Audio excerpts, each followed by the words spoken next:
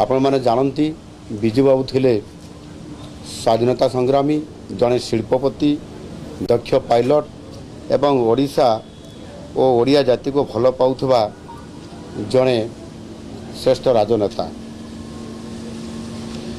निजर स्वाभिमान ओडिशा माटीर गौरव और देशर मर्यादा पाई से सारा जीवन ए राज्य पाई काम करुथिले।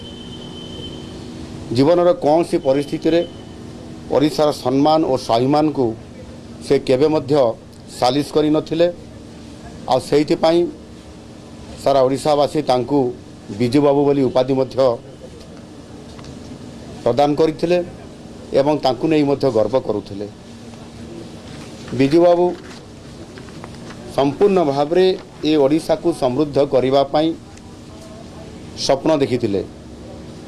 वास्तव में यही जन महान जननायक जे कि ओडिशा पाई स्वप्न देखिथिले काम करिवा पाई संकल्प नहीं काम करुथिले एवं तांकर सही स्वप्न एवं तांकर सही संकल्प को नहीं आज आम सरकार मध्य समृद्ध ओडिशा गठन करिवा पाई काम आरंभ करिसंती।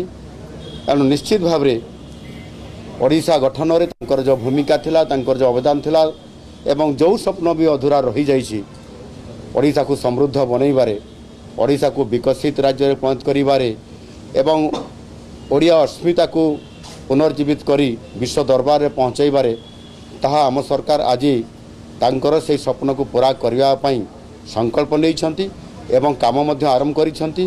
निश्चित भाव रे ओडिशा समृद्ध ओडिशा बनिबा सहित ओडियांकर स्वाभिमान विश्व दरबार में पहुँची पारिबो। धन्यवाद।